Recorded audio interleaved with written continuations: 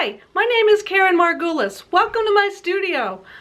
You are watching my brand new video blog or vlog. I am back with a new camera and I'm really excited about my new adventure. What I'm planning on doing is to create this daily painting blog online on video, and I have been blogging for the last 10 years, and in my blog I share my journey as an artist. What do I do as an artist? Anything that I can do to help other artists, things that I've come across that I feel will help other artists or inspire them. I do demos, I answer questions, I share tips, and I'm really excited to have this platform of video to do the same thing. So I invite you to come along with my journey. And I've got to tell you, I have decided that there's going to be quite a steep learning curve. I opened the camera, my new camera, and I realized there's a lot to learn. Not only about how to get this camera to work and to make the best video possible, but how to edit and how to make my productions seem professional. And I have a lot to do. I know I've got to study, I've got to learn, and I've got to practice. So I'm putting myself out there, and I hope you'll enjoy the journey as I grow. But I realized something else. Learning how to create a good video is going to be an awful lot like learning how to paint. And I remember when I started painting, and it was 10 years ago, and I was painting with Pastel, and I had no idea how was I going to take this stick of chalk and make the beautiful marks and the beautiful paintings that I had in my head. It was a steep learning curve then, and I was frustrated. And I was very fortunate that I got some really good advice from an artist friend. And she said, you know what, you've got to practice. You just can't go to class once a week and expect to get better. So it made a lot of sense, and I decided, you know what, I am going to devote the time and I'm going to practice every day. And I started to do a daily painting. So I did paint every day, and I have been doing so for the last 10 years. And I have to tell you, it's been the best thing that I could have possibly done for my work. And it has really enabled me to grow and to feel more confident and to really get a grip on my medium. So I want to share with you today, for my very first video blog installment, I want to do a little painting for you, and I want to share the process that I use when I do a very quick daily painting or study. So come on over to my easel and I'll show you. Okay, I'm back. Here I am at my easel, and what I want to show you is how I do a quick daily study. Now, these are not planned out. These are just quick responses to whatever my subject is. I use these as reference for larger paintings, or sometimes I just do them so that they're like exercise, kind of like warm-ups. And if I don't have a lot of time in my day, I know I can always fit in one of these quick studies. The criteria I use for these is that I have to work small. So today I'm working on 5x7 and a piece of UArt paper, which is my current favorite. And I have to be quick about it. So usually they take anywhere from, say, 10 to 15 minutes, maybe 30, but I don't ever go beyond 30 minutes. So if you are doing this and you want to time yourself, that's a really ideal way to keep you from overworking. This is just meant to be a quick study. What I do for these quick studies is I do a very quick drawing. Then I simplify my subject into just a few big, simple shapes. And I take each shape and I assign it a value. So I ask, is it a dark shape? Is it light? Or is it somewhere in between? Is it middle value? I block them in. Then I rub them all in with a piece of pipe insulation, and I'll explain why I do that in just a minute. Then I take the painting and I refine it, and I decide where is the focus, what's the most important part of this painting, and what can I leave a little bit less detailed, or some mystery, or a little bit of something for the viewer's imagination. And I layer the pastel and refine the area where I want that focus. So I'm going to go ahead and do that for you, and I'm going to move my camera just a little bit closer so that you can get a better look at what I'm doing. And I'm going to first start off, let me show you what I'm painting. This is a well-worn photo because it's one of my favorite motifs or subjects. I've painted this lots of different times and I always have fun with it. So that's what I'm going to do. It's very simple. There is a horizon line which I'm going to keep it lower so that I can play with the sky. So I draw that in. I draw in the big shape of the trees, this mass of trees right here. And there's a distant mass of trees, a very distant tree line. So I indicate that. And then what I want to do is lead my viewer to the trees, because the tree here is the area of interest. So I'm going to just indicate sort of a leading line that goes back to the trees. That's my drawing, as simple as that. Now I'm going to block it in. I'm going to start by blocking in the darks. I'm just using a dark blue purple new pastel, which will be a really nice color and value to block in the big, large, dark shape, which is the tree. And I'm going to darken this leading line a little bit in the foreground area. Now what I need to do is block in the light, which happens to be the sky. So let's choose a pale purple for the sky. Actually, that's a little bit darker than I want, so I'll just put it up at the top, and let me find a lighter purple to put down at the bottom of the sky.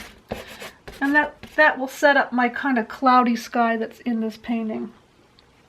Then what I want to do is put down, everything else is going to be a middle value. So I need something for the grass, and let me think.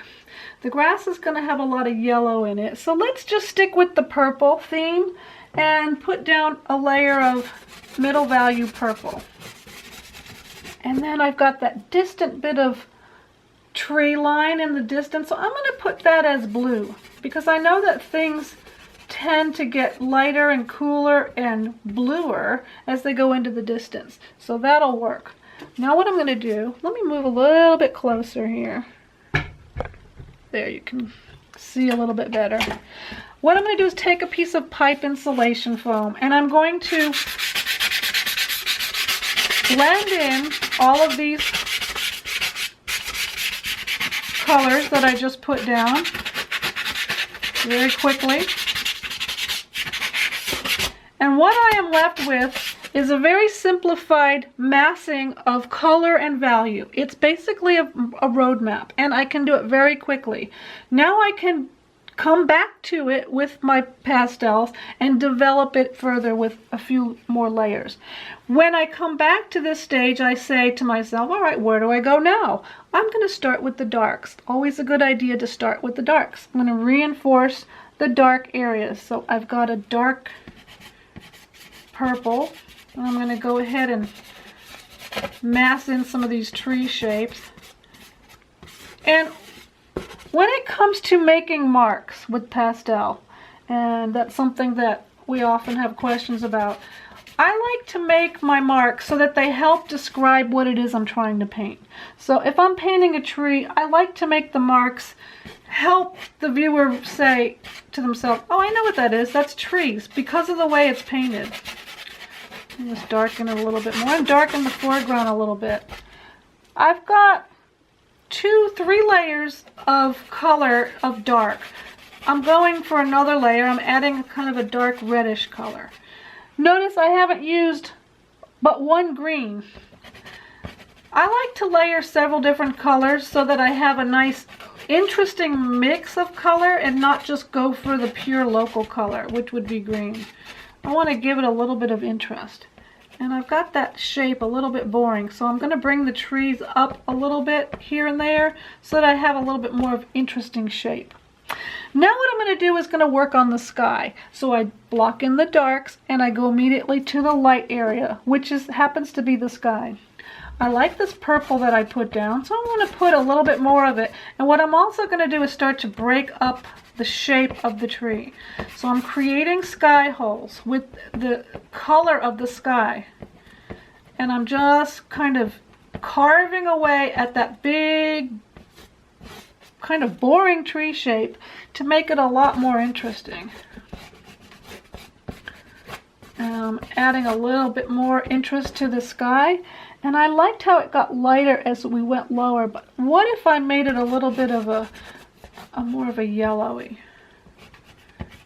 Give a little bit more excitement. And then I like how there's a little bit of cloud sneaking in up here. There we go.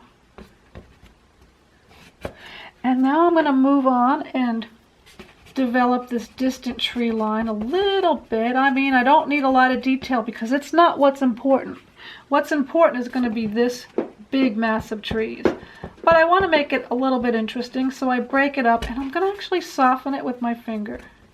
Okay, now I'm going to move forward onto the grass. So the grass in the distance is got to look different than the grass that is up front. So typically it's going to be lighter and a little bit cooler.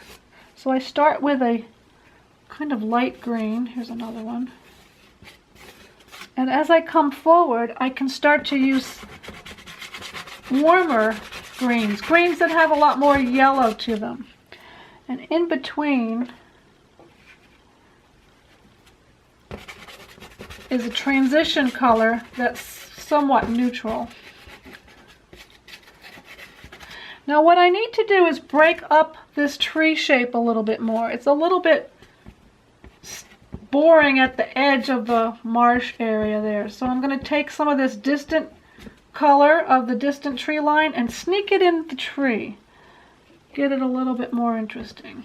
Now I'm going to come, and I'm almost done. I want to make those finishing touches. So I need to add a little bit of light to the tree. Just getting a little bit of light from the sky over here. So I'm going to add a lighter, slightly warmer green to give the tree a little bit more form.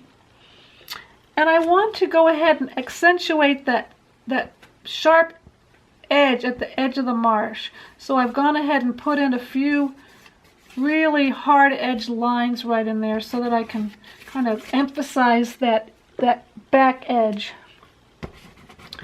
Finally, I'm going to add a few grass shapes to the foreground. I don't want to get carried away and put too many pieces of grass, because then it takes attention away from my star, which is the trees. And if I wanted to, I could put a few final touches. What if I wanted a few flowers up in the foreground? And these flowers have to be placed so that they lead the viewer back into the painting.